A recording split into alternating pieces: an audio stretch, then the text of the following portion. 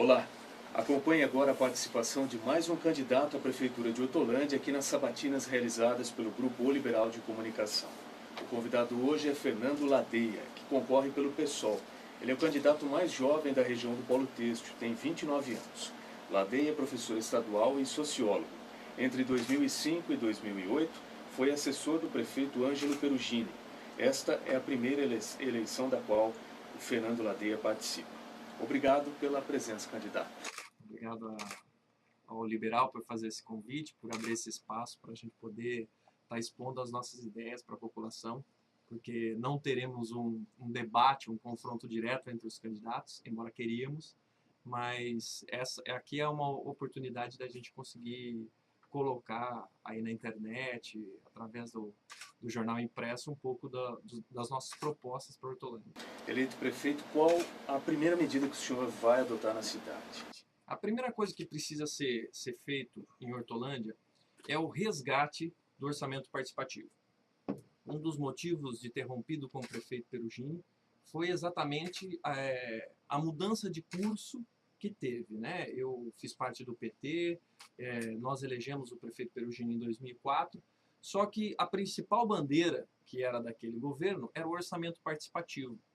E o orçamento participativo foi fechado posteriormente, né? Então, aí tá uma grande discordância do projeto que vem sendo tocado em Hortolândia. A nossa principal bandeira, o nosso principal projeto para Hortolândia é o resgate do orçamento participativo. As pessoas discutirem quais são as prioridades de cada bairro, as pessoas discutirem quais são os seus desejos e necessidades por bairro. Eu sou morador da Vila Real há 29 anos, nasci e cresci na mesma casa, próximo ali à estação ferroviária. Só que eu, morador da Vila Real, tenho diferentes desejos, diferentes necessidades do que um morador do Jardim Amanda, do que um morador do Jardim Rosolém. E não sou eu, enquanto prefeito, que tenho que definir as prioridades na cidade. Quem tem que definir é a própria população. Então, o nosso primeiro projeto a ser colocado, e talvez o principal projeto, é discutir todas as obras da cidade através de orçamento participativo. Certo. Como que vai se dar a discussão com a população, a participação da população nesse assunto? Então, a prefeitura organiza assembleias por bairros, divide a cidade em regiões. A cidade já é dividida em 3 grandes regiões, que a gente chama a região do Rosolém, a região do Amanda e a região Vila Real, Nova Hortolândia, né? Que são regiões afastadas entre si e que têm população diferente, né? As pessoas pensam diferente nesses bairros. E as necessidades em cada um desses bairros é diferente, né?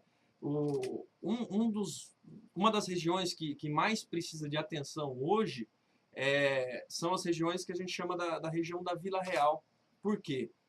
A cidade desenvolveu muito do lado sul da linha férrea, né? O Jardim Amanda e o Jardim Rosolém desenvolveram nesse processo, embora tenham muitas carências que a gente vai falar aqui conforme for entrando as temáticas, mas Hortolândia precisa desenvolver um pouco mais da linha para cima, que a gente chama, né? Porque a cidade só tem 4 passagens de um lado para o outro da linha férrea, né? E o lado de cá, que a gente chama o lado de cá da linha, o lado de cima da linha, não desenvolveu. Precisa de uma maior atenção nesse sentido. Inclusive no material de divulgação da campanha do senhor, está lá escrito que o senhor é o candidato que tem a maior capacidade técnica para ser prefeito da cidade. Gostaria que o senhor explicasse essa colocação. Eu coloquei isso porque é o seguinte, a história de Hortolândia passaram apenas 3 prefeitos, né? E por que eu coloco maior capacidade técnica? Porque eu me especializei para ser um gestor público. Diferente dos outros candidatos que têm formações distintas e agora saem candidato a prefeito, eu me especializei para ser o prefeito de Hortolândia, né? Eu sou professor de sociologia, sou formado em ciências sociais e o meu tema de monografia, o trabalho de conclusão de curso, foi sobre emancipação, criação de novas cidades após a Constituição de 88, né, onde eu faço um estudo de caso do município de Hortolândia, o que levou Hortolândia a se emancipar. Hortolândia, não tem como eu contar a minha história hoje, minha história pessoal, sem falar da história de Hortolândia. Eu entrei para a política muito cedo. Se hoje eu sou candidato com 29 anos, é porque com 5 anos de idade, em 88, meu avô foi candidato a vereador por Sumaré. Na chapa dele de vereadores tinha um candidato que foi o candidato que virou o grande líder da emancipação, que foi o primeiro prefeito, né? E minha mãe, nesse processo, foi a primeira mulher a se envolver na comissão pró-emancipação. Era justamente um período que os meus pais separaram, minha mãe não tinha com quem me deixar, e começou a me levar para as reuniões, né? Então eu entrei muito cedo, com 5, 6 anos de idade, eu já estava envolvido no processo político da cidade, né? Daí eu fui me especializar, virei líder estudantil, fui cursar ciências sociais porque gostava muito de política e acho que o político tem que ter um preparo, não pode ser um profissional solto que de repente resolveu ir para a política, né, porque acredita que o político tenha um salário melhor que a maioria da classe trabalhadora. Para mim, o político tem que ser um cara por vocação e um cara profissional. Então, eu me profissionalizei nessa área. Eu me formei em Ciências Sociais, fui fazer pós-graduação em Gestão Pública na PUC. O tema da minha pós-graduação era Governo Eletrônico, Indicadores de Websites Municipais, que eu acho que o grande mote para a gestão pública daqui para frente é o uso de tecnologia, né? A gente precisa começar a usar da tecnologia disponível para que a gente resolva os problemas, né? Se você pegar hoje saúde, se você vai marcar alguma consulta no centro de especialidades, ela é marcada num livro, como aquele livro preto, livro ATA, né? Isso é um absurdo quando a gente está falando em era da informação, né? Você tem que agendar uma especialidade sem precisar se deslocar para um centro de especialidade. O PSF, o pronto atendimento, consiga fazer esse agendamento sem o cidadão precisar se deslocar até o centro de especialidades, por exemplo. E isso a gente faz com tecnologia, né? Usando a inteligência, reduzindo gastos da burocracia, do trabalho da prefeitura, que não precisa se utilizar muito mais de papel, né? Porque tem essa capacidade através da tecnologia de informação. Muito bem, vamos falar agora sobre educação. O Leonardo é quem faz o questionamento ao senhor. O candidato Fernando, dados da atual administração apontam que 30% dos alunos que cursam o ensino fundamental em escolas municipais, eles estudam em período integral. Eu queria saber se no seu governo o senhor pretende expandir essa iniciativa para mais e por quê? Olha, o projeto do ensino integral é muito importante, né? Sobretudo para a classe trabalhadora, que é quem precisa que o filho fique mais tempo na escola, geralmente o período que está trabalhando. Só que não pode fazer esse projeto da forma que está sendo feito, né? Por quê? Você cria o ensino integral, só que não dá condições para que isso funcione efetivamente, né? Quando eu digo condições, é o seguinte: tem uma lei federal que fala de 1/3 de hora atividade para professores. E isso precisa ser aplicado urgentemente, né? Mas às vezes o gestor municipal ou o gestor estadual faz vista grossa para as leis que geram mais gasto para a prefeitura. Mas daí não é mais gasto para a prefeitura, é você investir no professor, investir em quem está no dia a dia ali com o aluno, para que ele consiga ter um resultado efetivo, né? O que precisa ser feito em termos de educação antes de ir ampliando a carga horária do aluno? Primeira coisa, precisa se colocar meta para o aluno de volta. Porque o projeto que foi implantado pelo MEC, foi implantado pelo Paulo Renato quando foi ministro da Educação, e não foi eliminado por Fernando Haddad, que é a questão da aprovação automática, né, chamada progressão continuada. O nome é lindo, mas na verdade você está empurrando a criança para um moedor de carne. O ano passado, na escola La Forteza, que eu peguei aulas de 5ª série de geografia para tentar, para concluir a minha grade, eu tive uma experiência com alunos em quinta série, alunos que vinham da prefeitura analfabetos. E como que você vai ensinar geografia para um aluno analfabeto? Então, a primeira coisa que a gente tem que fazer, antes de ampliar esse projeto do ensino integral, que é importante, a gente precisa começar na base, que é o quê? Você dá o direito do aluno em refazer a série que ele tem deficiência, né? Que ele não conseguiu adquirir as habilidades necessárias de leitura, escrita, a capacidade matemática, né? As operações básicas da matemática, que o aluno precisa de base para depois ir para o ciclo 2 do ensino fundamental. Então, o que acontece hoje é aluno chegando na quinta série, no sexto ano, sem essas habilidades necessárias nessa idade, e nós sabemos que as pessoas têm tempos diferentes de aprendizagem, né? E nós temos que dar o direito do aluno refazer cada ano que ele teve dificuldade.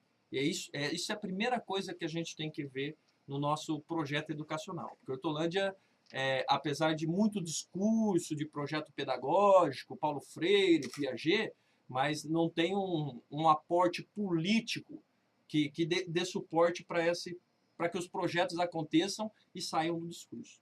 Seguindo na área da educação, candidato, a cidade possui hoje um déficit de aproximadamente 1.200 vagas em creches para crianças de 0 a 3 anos. Visando amenizar a situação, a atual administração compra vagas em instituições particulares. Eu queria saber como que o senhor pretende reduzir esse déficit. Olha, isso é um dos maiores absurdos que acontece, que é o Bolsa Creche. Assim, quando você tem um programa igual a esse, você tem que ter uma entrada e uma saída. Olha, vocês terão o Bolsa Creche até que o governo municipal consiga construir uma creche nessa região, né? E a gente consiga suprir todas as vagas. E não foi isso que aconteceu. Depois de 8 anos, né, do atual governo da criação do Bolsa Creche, ainda continua, o governo não construiu creches necessárias porque julga mais barato a terceirização dessas vagas. O que acontece é uma terceirização. Quando eu pago uma bolsa para que um aluno fique em uma creche particular, é uma terceirização. Eu não posso terceirizar de maneira nenhuma o serviço, como acontece hoje em Hortolândia. Hortolândia tem hoje, a creche é terceirizada, os carros são alugados, né, os carros da prefeitura. Hoje a prefeitura gasta ano 9.300.000 com aluguel. Isso daria para comprar um carro zero por dia para a prefeitura. E a prefeitura gasta em aluguel. Então, a prática política que está instaurada hoje em Hortolândia, a gente precisa mudar essa prática da terceirização, né? Porque isso daí consome um recurso muito grande da prefeitura e que isso não retorna em serviço para a população, né? A Bolsa Creche, por exemplo, é um dos programas desse tipo. Você não tem como acompanhar diretamente essas creches terceirizadas, como você tem numa creche pública. Você vai contratar alguém, é um profissional de pedagogia, é alguém especializado na área, e você tem como controlar o trabalho dessas pessoas. Agora, quando você terceiriza a creche, você não tem como controlar isso tudo. Qual a alternativa que o senhor pensa para reduzir o número de vagas? Nós temos que construir creche. Nós temos que construir creche, contratar mais profissionais na área de pedagogia, fazer um levantamento real de onde estão essas vagas, os locais que tem essas vagas. É lógico que são os locais mais periféricos da cidade que estão necessitando hoje de atendimento de creche, né? E ir lá implementar uma creche. A prefeitura tem orçamento para isso. A prefeitura tem dificuldade com o tamanho do orçamento que tem em Hortolândia. A Secretaria de Educação tem dificuldade hoje de gastar todo o dinheiro. Nos 2 primeiros anos do governo Perugini, por exemplo, foi apontado pelo Tribunal de Contas do Estado que não foram gastos exatamente os 25% destinados à educação, por falta de capacidade técnica de resolver isso daí, né? Nós temos dinheiro, nós temos possibilidades e nós podemos criar esses essas creches, ao invés de estar pagando bolsa, né? Porque esse é um serviço permanente da prefeitura. Eu não posso terceirizar o que é um serviço permanente. Muito bem, agora sobre segurança. Candidato, mesmo com porte em uma cidade média, Hortolândia ainda não conta com uma guarnição do Corpo de Bombeiros. Nos casos de incêndio, por exemplo, precisa pedir ajuda das cidades vizinhas. Caso o senhor seja eleito, o senhor pretende criar uma guarnição municipal ou pretende continuar pedindo ao governo estadual a implantação da corporação? Então, isso daí é um projeto aí que a gente abraçou nessa campanha também, que é a criação do Bombeiro Civil Municipal, né? Um destacamento ligado à Secretaria de Segurança, especializado no combate a incêndio na cidade. Nós já tivemos grandes incêndios. O ano passado, por exemplo, uma empresa de solventes, Hortolândia tem grandes empresas hoje, uma empresa de solventes pegou fogo e não tinha condições da cidade atender aquilo. Além dos incêndios pequenos, né, que nós temos ali, queimadas, que precisam de atendimento mais rápido, né, que não tem como você deslocar o bombeiro de Campinas para atender Hortolândia para uma queimada, né, que Hortolândia podia muito bem suprir isso, através da Secretaria de Segurança, de um bombeiro civil municipal, junto com a Guarda Municipal. Inclusive, vem sendo feito na cidade um trabalho até interessante, que é o do bombeiro voluntário, né? Que o Sargento Melo, que é um sargento reformado do Corpo de Bombeiros, vem fazendo isso de forma voluntária, né? Mas a prefeitura tem que ter um projeto efetivo para isso, né? Nós temos uma cidade hoje com mais de 200 mil habitantes, com empresas de todo tipo, e nós não podemos ficar à mercê só de um bombeiro voluntário ou de um bombeiro que venha de Campinas. No caso dos recursos, que seriam recursos municipais para criar essa guarnição? Recursos municipais. Recursos municipais. Ainda em relação à violência, Hortolândia é a cidade mais violenta aqui da região do Polo Têxtil. Como é que o senhor pretende reduzir os índices de criminalidade? Olha, primeira coisa que eu não acredito que se melhore a questão da segurança aumentando o número de policiais. Isso precisa ficar claro. Porque quando a gente precisa colocar a polícia nesse tipo de situação, é porque a gente já perdeu o cidadão, né? Então a gente tem que melhorar como a questão da segurança na cidade? Através do incentivo municipal de esporte, cultura, né? Hortolândia, por exemplo, hoje não tem um teatro, né? Hortolândia não tem um teatro. Hortolândia, se você quiser jogar futebol em qualquer campo da cidade, o campo está cercado, né? Porque só pode jogar futebol quem é associado à Liga Hortolandense, né? Esses dias eu estava andando num bairro lá e falei, gente, vamos gramar isso daqui, né? Vocês estão jogando futebol no Raspadão, fazendo um campeonato no Raspadão. Falou, não coloca grama aqui, porque se colocar grama, todo mundo vai ser proibido de jogar, né? Então, o nosso projeto de combate à violência é desenvolver as pessoas. O que acontece hoje em Hortolândia é que a cidade aumentou a arrecadação, a cidade trouxe investimentos, mas isso não foi distribuído com a população. Isso não reflete diretamente no bolso da população. Então você tem situações de extrema pobreza numa cidade que, ao invés de combater a desigualdade, ela vai aumentando esse distanciamento. Mas combater a violência pela educação leva um tempo considerável. Além disso, as cidades estão todas conurbadas. Então, por exemplo, um criminoso de Campinas pode atuar em Hortolândia, enfim, isso ocorre em outras cidades também. O senhor não pretende aumentar o efetivo da Guarda Municipal? E a outra pergunta é em relação às câmeras. Vários candidatos que aqui estiveram apontaram justamente isso. Monitorar entradas e saídas da cidade também seria uma maneira de coibir a criminalidade. O monitoramento não é um projeto assim a ser... Não é nenhuma novidade, né? Eu não estaria trazendo uma novidade falando que eu ia colocar câmeras na cidade. A cidade já tem instalado equipamentos de câmera, a cidade já tem instalado wireless na cidade inteira, rede sem fio de internet, que pode ser colocado câmera em qualquer lugar. Então não é difícil, não estaria trazendo nenhuma novidade aqui para vocês, falando assim, ó, nós vamos implantar o sistema de câmera. A Guarda até já faz um pequeno monitoramento, né?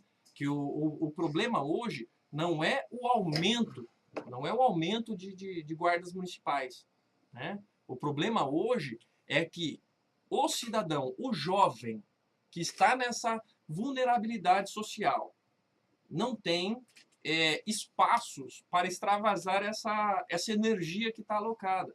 A atual política colocada é a de fechamento de praças, né?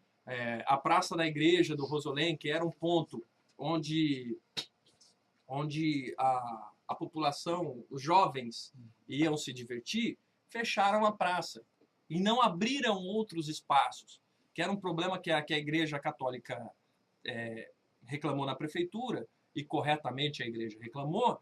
Por quê? Porque ali era usado como banheiro. Mas Hortolândia não tem banheiro público. Né? Não tem banheiro público. Não tem espaço de lazer, não tem praças de lazer com banheiros públicos. Né? Então, o que a nossa juventude está fazendo? A nossa juventude está se enclausurando em festas particulares, em chácaras, onde rola todo tipo de coisa. Né? Inclusive, nós temos candidato na cidade defendendo esse tipo de coisa. Né? Em vez de a gente criar áreas de lazer, áreas de cultura, praças de esporte, né? A gente vai assistir na cidade agora um processo político que serão gastos pelo menos uns 5, 6 ginásios poliesportivos para fazer a campanha. Né? E a cidade não conta com esses ginásios poliesportivos. Se eu quiser jogar uma bola hoje, eu não posso. Eu sempre joguei basquete e handebol. Né? Eu não tenho, na minha região da cidade, uma quadra poliesportiva decente que eu possa jogar. Né? Então, essa questão da segurança não é só colocar a polícia para dar borrachada em cidadão. É você ocupar a mente. No popular a gente fala que mente vazia, oficina do demônio, né? O que acontece hoje é que nós temos uma juventude com grande energia para ser gasta e não tem uma política esportiva, não tem uma política de cultura. Né? Eu sou ator, eu sou vice-presidente de um grupo de teatro em Campinas, porque Hortolândia não tem nenhum incentivo cultural, né? Para o jovem. Eu tive que me deslocar para Campinas para conseguir participar culturalmente de alguma coisa. Né? Agora os pequenos grupos estão se organizando, mas não tem nenhum incentivo da prefeitura para tocar esse tipo de projeto. Por exemplo, a lei de incentivo que trouxe empresas para a Hortolândia já prevê, não é nem criação, isso está escrito na lei. A lei obriga que as empresas deem essas contrapartidas que é dado pela prefeitura em incentivo, gastem Lei Rouanet, que é a Lei de Incentivo à Cultura, Lei do Esporte, Fundo da Criança e do Adolescente. Só que um grupo cultural ou um time, que a cidade pode ter times financiados por essas empresas, não consegue sozinho, né, não consegue bater na porta de uma grande empresa e falar, olha, você recebeu incentivos da prefeitura, tem como incentivar, apoiar o nosso projeto? Nosso projeto está aqui. Né? E tudo que você apoiar desse projeto, você consegue abater nos impostos da própria empresa. Né? O grupo sozinho não consegue, mas a prefeitura consegue fazer isso. Mas para isso tem que ter alguém na prefeitura que tem essa visão de desenvolvimento. A visão da gente ter um time de vôlei, um time de basquete, né? Um time de futebol, financiado pelas empresas da cidade. E como eu digo, isso não é novidade, isso está na lei, só não é aplicado. É essa falta de capacidade técnica que eu digo no meu currículo, que nenhum desses prefeitos tem. Todos os outros candidatos, os 4 que já passaram por aqui, eles estiveram atrelados a algum desses 3 governos, né? E estão atrelados ainda. Então, o cara chegar aqui hoje e falar que vai resolver um problema que ele teve 8 anos para resolver e não resolveu, se isso está previsto em lei, se isso a pessoa tinha ferramentas para resolver, isso não vai passar do discurso. Em relação à cultura, o que o senhor pretende fazer, incentivar de alguma forma a criação de um teatro municipal que está previsto no seu plano de governo? Nós precisamos de um marco cultural na cidade. Né? Nós precisamos de um marco cultural. E eu acredito que o grande marco cultural da cidade seja a construção de um teatro municipal. Né? Por que esse teatro municipal? Hortolândia não tem espaço para shows. Né? O único momento que se tem shows na cidade é quando tem rodeio. Né? Então nós precisamos criar espaço de shows permanentes. E eu acredito que através do Teatro Municipal a gente consiga trazer shows, peças. A cidade já está sentindo essa necessidade, né, de ter esse espaço. Por exemplo, a estação ferroviária. O governo atual anunciou que teria revitalizado a estação ferroviária, que é o grande marco, da onde começou a migração, né, para Hortolândia virar uma cidade. Anunciou no panfleto, mas não foi feito. Né? Eu apresentei para o morador, eles queriam tirar o morador, que foi o antigo chefe da estação, que tem um contrato com a FEPASA, que é um contrato da época da Companhia Paulista, né? Que hoje é administrado pela LL. Ele tem um contrato lá para morar ad eterno na estação ferroviária, porque ele era o chefe da estação, né? E hoje não pode, no projeto da prefeitura de restauro, não pode morar mais na estação. Né? Então ofereceram para ele uma bolsa aluguel de R$400, que você não consegue alugar nenhuma casa em Hortolândia por esse valor hoje. Né? Nenhuma casa de meio lote. Né? Então, o que nós propomos nessa questão de restauro da estação? Através da lei de incentivo, da Lei Rouanet, que consegue captar o dinheiro da empresa para a revitalização. Esse senhor é importante nesse processo, porque ele foi o chefe da estação, conhece toda a história da ferrovia. O filho dele foi maquinista. Né? Então é alguém que você não tem que tirar dali. É alguém que tem que permanecer dentro do projeto para contar a história da ferrovia para as pessoas que forem visitar. Né? E é assim que se faz política diferente. Né? Não tirando o cara. Não, eu preciso transformar isso daqui num centro de memória, então eu vou tirar o cidadão e transformar isso aqui num centro de memória. Não, eu tenho que incluir aquele cidadão naquele projeto cultural, que ele faz parte da memória da estação. Né? Então, a cultura da cidade precisa desse tipo de visão. Primeiro que nós precisamos de um espaço para trazer shows permanentes, um espaço para que a gente consiga trazer peças de teatro, né? E fazer uma série de possibilidades dentro de lei de incentivo, financiando os grupos locais. Muito bem, candidato. Falando agora sobre transporte, a dificuldade em circular pela cidade com o transporte coletivo é uma reclamação crônica da população. Né? Problema com itinerário, horário, enfim. O transporte público é uma prioridade do seu governo. O que é possível fazer para melhorar isso? Hortolândia tem 62 quilômetros quadrados. Ela é quadradinha assim.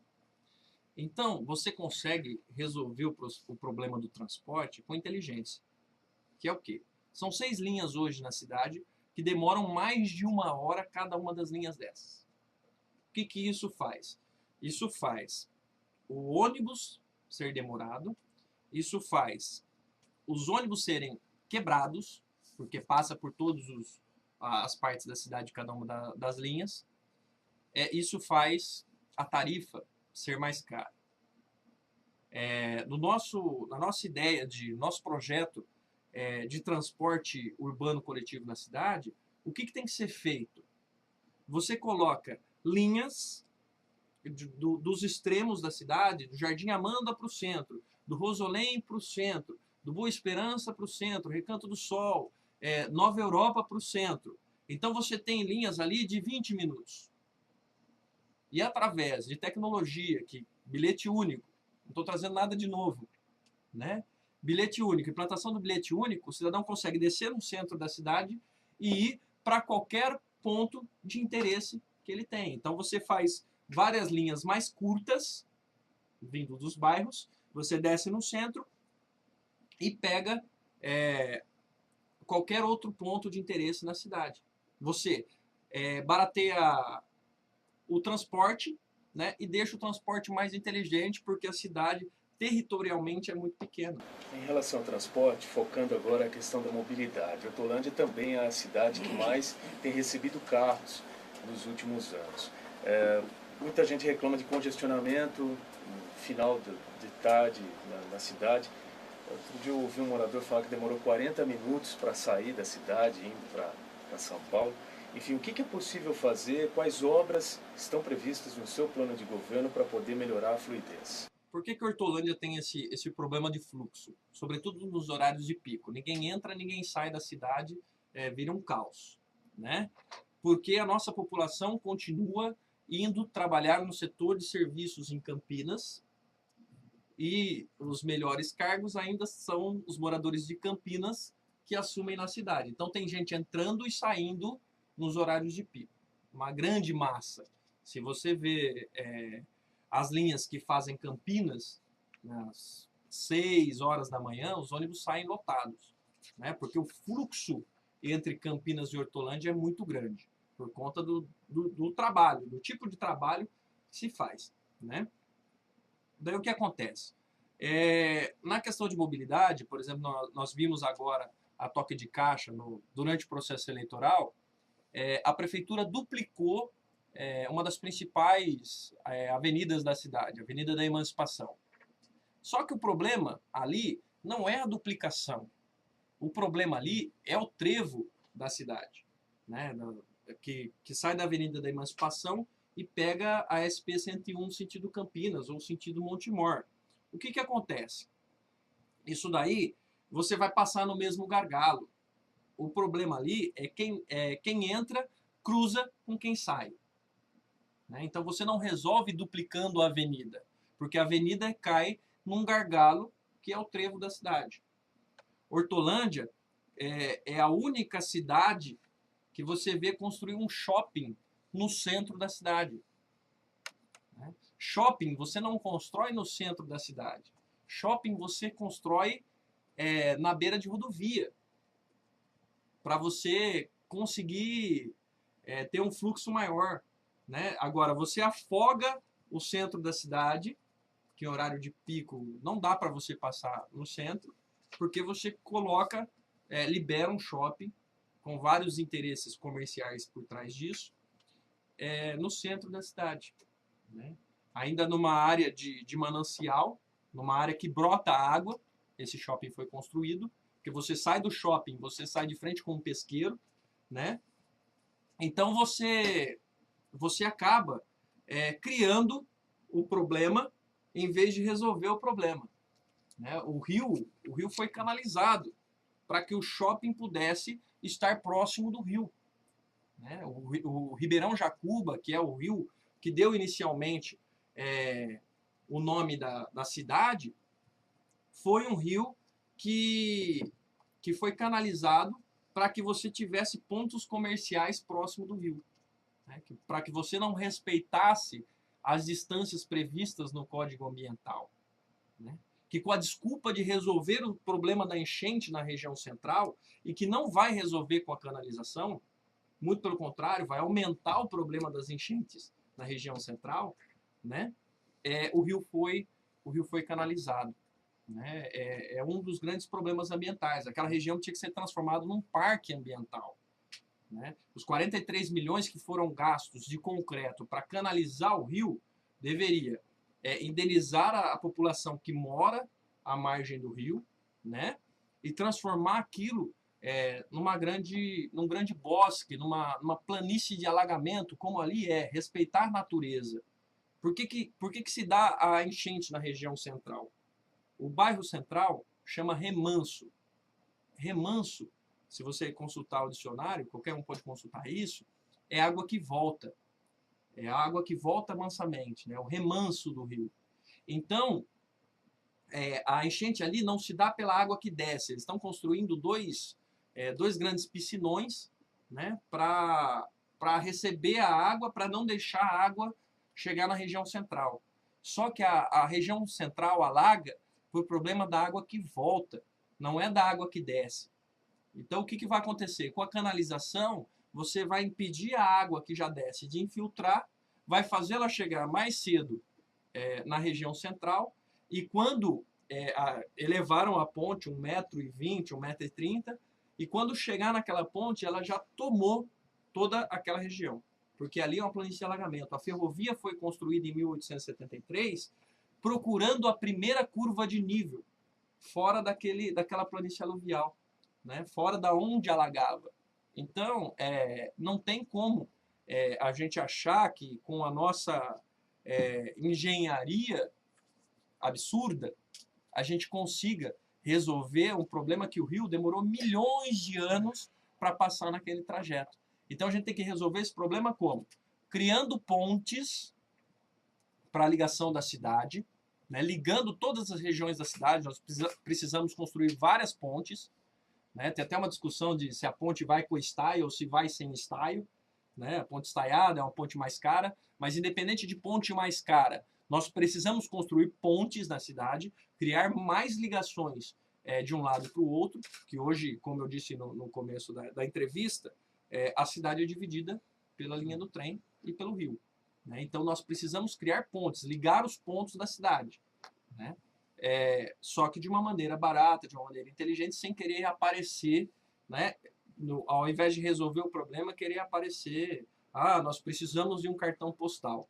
Nós não precisamos de cartão postal. Nós precisamos resolver o problema de mobilidade urbana na cidade. O senhor é contra a ponte estaiada? Olha, eu sou contra gastos desnecessários em obras que poderiam ser duplicadas. Com o dinheiro de uma ponte estaiada, eu construo 2 pontes normais e ligo uma outra região, né? Então isso precisa ser visto, né? O problema é o tanto que se gasta em cada uma dessas obras na cidade. Tem se gastado muito sem resolver os problemas, né? Então, se a ponte é com estaio ou sem estaio, isso daí tem que ser resolvido em assembleia, com a própria população. E aí, gente, uma ponte estaiada fica X. Uma ponte sem estaio fica Y. O que a gente vai fazer? Vamos resolver. Não sou eu que tenho que decidir isso, é a população que tem que decidir isso. A gente faz uma consulta popular, reúne a assembleia, discute, né? Se a população falar, não, nós queremos uma ponte estaiada para ser o cartão postal da cidade, é uma coisa. Agora, eu construir uma ponte estaiada, enquanto nós temos vários pontos que nós temos que fazer ligação da cidade, e mesmo ali na ponte do Sumarezinho, que precisa ser duplicada, né? E tem vários outros pontos na cidade que precisam de ligação e não tem. Eu acho um absurdo fazer uma obra desse tamanho sem rever essa questão em outros pontos da cidade. Isso aqui é a entrada do... No seu plano de governo, o senhor afirma o seguinte: não há política para micro e pequenos empreendedores na cidade, da indústria, comércio e serviços. No seu caso, o senhor seja eleito, o que o senhor pretende fazer por esses microempresários, micro e pequenos empresários? O que acontece quando eu disse mudança de perfil político, que fez romper com o PT, que fez romper com esse governo, foi o seguinte: quando nós elegemos o atual prefeito, a grande proposta era cooperativas populares, atendimento ao micro e pequeno empreendedor, né?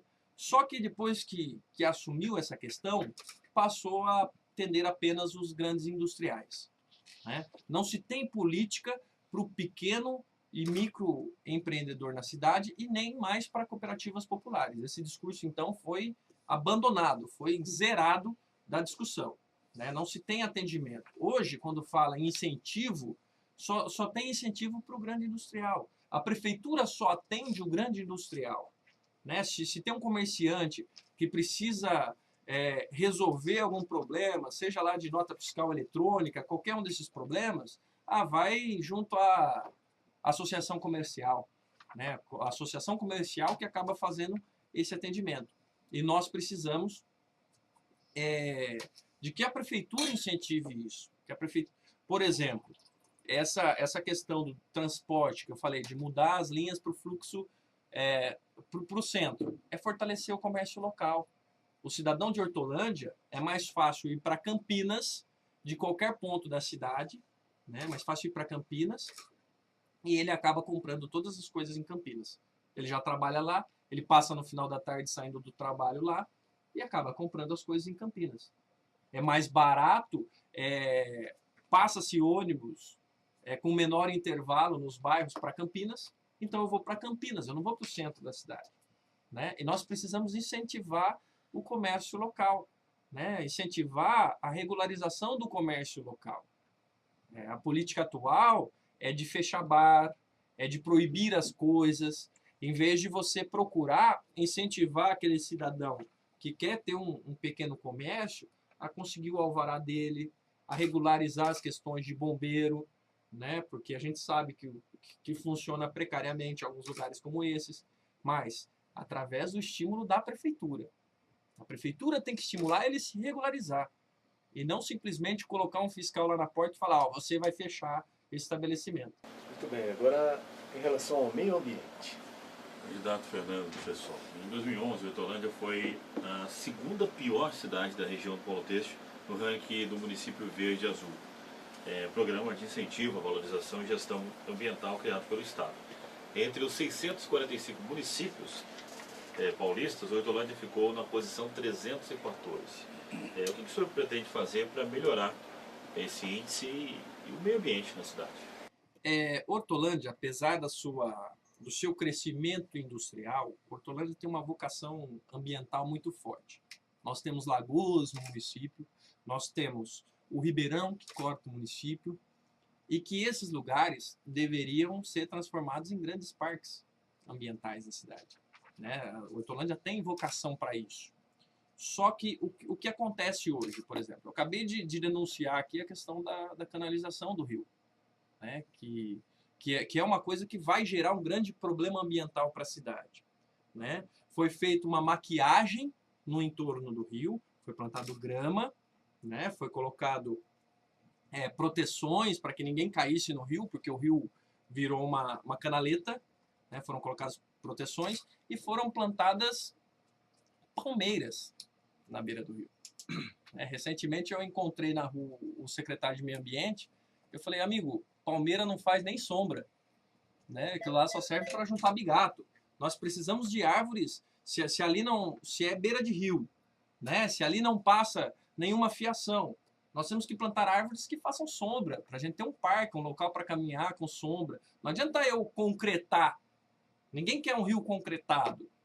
As pessoas querem um rio funcionando, né? Nós precisamos parar água na cidade, porque Hortolândia é considerada, da região metropolitana aqui de Campinas, ela é considerada a cidade mais quente, porque não tem árvores na cidade, tem muito pouca árvore.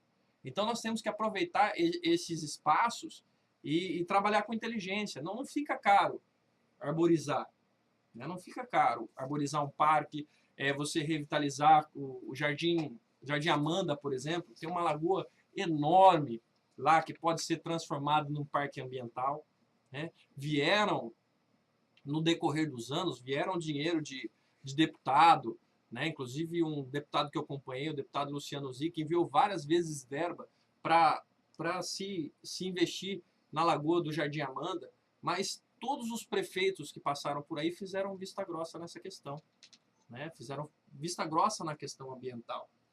E daí querem fazer um discurso de que... E, inclusive, o nosso prefeito eu não sei se ele é ainda, mas o presidente do PCJ, né? Da bacia do Piracicaba, Capivari e Jaguari, né? Então, como você tem um cara desse porte respondendo por esse tipo de questão e na própria cidade dele não se tem um investimento forte na questão ambiental? A grande obra feita na cidade é a canalização do rio. Eu falo isso porque nós temos imagens do debate em 2008 que o nosso candidato do PSOL questionou ele e falou: eu vi uma placa escrito canalização do Ribeirão Jacuba. Isso procede? Ele falou: não, canalização não, nós vamos revitalizar. Tem uma grande diferença entre canalização e revitalização. E o que está lá hoje colocado é canalização. E canalizou de uma forma que só está faltando a tampa. Só está faltando a tampa. Muito bem, agora a respeito de saúde. Pergunta do morador lá. O autônomo Nelson Rodrigues, morador do Jardim Mirante, ele reclama da demora e da pouca eficiência nos atendimentos lá do Hospital Municipal Mário Covas. E questiona como resolver o problema. Você percebe que é um morador que mora próximo ao hospital. Né? Imagina quem não mora próximo ao hospital, que tem que se deslocar para ir ao hospital. Né? Nós temos um grande problema político hoje instaurado na saúde, né? Que é a questão de que o mesmo secretário hoje do governo PT é o mesmo secretário do governo PSDB. O governo PT se elegeu batendo no secretário do PSDB, mas hoje é o mesmo secretário. Né? Então, o problema em Hortolândia na saúde não é investimento. Hortolândia gasta 30% do orçamento municipal em saúde. E o mínimo previsto por lei é 15%. Gasto o dobro do mínimo previsto em saúde. Então, onde está o erro? Tem um problema sério de gestão na saúde. Né? Como eu disse, o agendamento ainda é feito em caderno no centro de especialidades. Né? O hospital que foi gerenciado pela Unicamp, que foi uma das grandes bandeiras políticas do governo que aí está, voltou para a mão de quem gerenciava antes. Né? Isso é um problema sério, porque uma instituição como a Unicamp, que assume a administração que a gente consegue assumir a administração de um hospital municipal, né? De repente você tira a Unicamp com quais interesses? Né? Com quais interesses? O problema de medicação, por exemplo, na saúde hoje, não é da não compra de remédios. É que remédios vencem nas prateleiras da central de medicamentos. E os remédios não chegam até os postos de saúde. Né? Como eu disse, da terceirização dos serviços municipais. Hoje, Hortolândia tem uma empresa terceirizada de plantões médicos. Uma empresa terceirizada de plantões médicos. Que é o quê?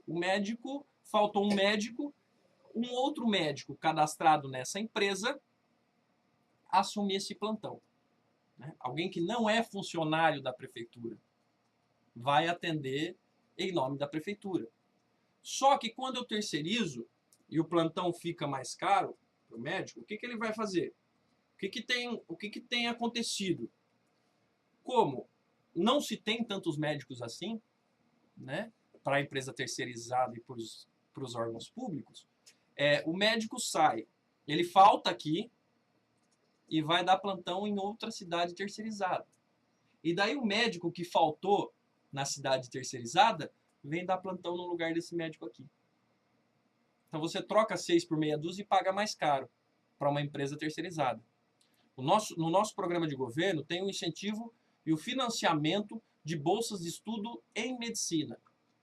Que é o quê? Nós estamos precisando de mais profissionais. Se eu falar para você, olha, eu vou construir 5 hospitais lotados de médicos, é a maior mentira a ser contada.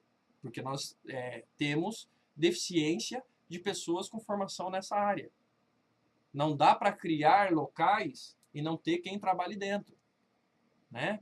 Então, a gente precisa financiar porque, primeiro, a gente resolve um problema educacional e social. Quando eu financio um morador da cidade para fazer medicina, eu estou resolvendo também a questão social na cidade. E coloco ele para pagar esse financiamento através do trabalho no hospital municipal, no posto de saúde. Né? Eu fui questionado, mas, candidato, isso é um projeto a médio e longo prazo. Sim, a gente tem que começar a olhar a médio e longo prazo. Porque é alguém de medicina, no 5º ano ele começa a fazer residência, ele já começa a atuar junto com outro profissional, e só a partir do 6º ano ele começa a atuar mesmo como médico, né? Depois de formado no 6º ano. Só que o mandato do prefeito é de 4 anos. O mandato do prefeito não é de 6 anos. Né? Então, o resultado disso vai surtir para o próximo prefeito. Mas eu não estou preocupado só com o meu mandato. Eu não vou conseguir resolver os problemas todos do meu mandato. A gente precisa ter um norte, a gente precisa apontar um caminho, né, para começar a resolver esses problemas. E a saúde, se você não age com inteligência, a gente costuma falar, a saúde é um saco sem fundo. Se você ir aportando dinheiro e não agir com inteligência, você vai gastar 60% do orçamento e não vai resolver o problema. Em relação à remuneração dos médicos, o senhor considera que é preciso melhorar isso para poder fidelizar os profissionais? Para qualquer profissional, sobretudo de área pública, precisa ter um estímulo para que ele venha trabalhar naquela área. Eu estava conversando lá fora agora sobre o meu salário enquanto professor da rede estadual. Só dar um exemplo. 25% dos profissionais da rede estadual de ensino ou não são formados na área ou não estão atuando nos locais que eles são profissionais, certo? E isso falta o profissional. Por quê? O salário inicial de um professor hoje é R$ 1.800, professor da rede estadual. O salário de um soldador em qualquer empresa em Hortolândia é R$ 3.500.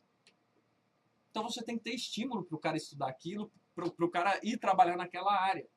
Né? A gente sabe que medicina é desgastante, né? Assim como professor, assim como várias outras profissões que nós temos na área pública, e isso precisa ser remunerado corretamente. Né? Hortolândia hoje tem uma defasagem salarial, né? Que não foi revista progressivamente pelos governos que passaram. Né? Alguns cargos chegam a 40%, que inclusive o juiz deu essa causa para os servidores, que precisa ser revisto a reposição salarial. Né? Eu não estou falando nem em aumento, estou falando rever o que precisa, o que é legal, o que é justo, né? E que não foi revisto para várias profissões hoje dentro da prefeitura. Muito bem, falando agora a respeito de habitação. Candidato, frequentemente Hortolândia enfrenta invasões de terra, né? Geralmente por movimentos sociais. A cobrança é sempre por moradia. Em relação a esses programas habitacionais, o que o seu governo fará de diferente do atual governo? O que aconteceu em Hortolândia até agora foi o seguinte: o incentivo de loteamentos fechados, loteamentos particulares de alto custo. Né? O que precisa ser revisto é o seguinte: as pessoas que estão morando em área verde, essas pessoas são cadastradas pela prefeitura e nós precisamos ampliar moradias de 0 a 3 salários mínimos, de pessoas que ganham de 0 a 3 salários mínimos, que foram feitos 3 empreendimentos só na cidade para pessoas, para esse tipo de moradia.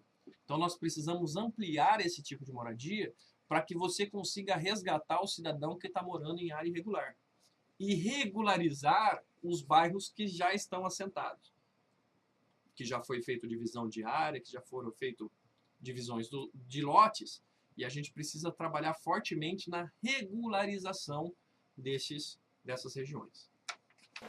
Muito bem, eu aproveito aqui para fazer o encerramento. Nós vamos conceder mais 5 minutos para o senhor fazer as considerações finais. Creio que seja possível responder, inclusive, essa pergunta também. No plano de governo do senhor, o senhor afirma que há falta de transparência por parte dos governos. Eleito, de que forma o senhor pretende construir um governo transparente? Bom, um governo transparente a gente constrói através de envolver a participação popular. Né? O orçamento participativo é uma forma de transparecer, do cidadão saber efetivamente quanto foi gasto numa obra, ele acompanhar a obra, se foi feito na qualidade prevista em edital, né? E conseguir acompanhar próximo da prefeitura. Nós temos tecnologias hoje, o portal de transparência é uma coisa obrigatória hoje, mas não adianta só planilhar recursos e as pessoas não verem de concreto o quanto que foi gasto, o que precisa ser gasto, quais são as prioridades, né? Por ser o prefeito mais novo, eu tenho essa capacidade maior com tecnologia, por exemplo. Eu me proponho a que as pessoas acompanhem o meu dia a dia através de Facebook e outras tecnologias colocadas, né? Saber o que o prefeito está fazendo. Porque o que acontece nos 4 anos é um distanciamento de quem está no poder com as pessoas, com os cidadãos, né? Que eles acompanhem, que monitorem, que eu coloque as minhas atividades, que eu publicize as minhas atividades através da internet para que as pessoas possam acompanhar, né? Eu já faço isso, né, na minha vida, no dia a dia. Estou fazendo isso na campanha, né? Antes de vir para cá, falei, estou indo para uma entrevista no Liberal, né? Então, esse tipo de coisa tem que ser usado, né? Essas ferramentas. A gente tem coisa barata para resolver problema de distanciamento entre o prefeito e o cidadão, né? Nós temos essa possibilidade, né? Aproveitando aí para fazer um fechamento, né? Agradecendo novamente o convite do Jornal Liberal, e sempre que depois, caso eleito, prefeito for chamado, eu estou à disposição,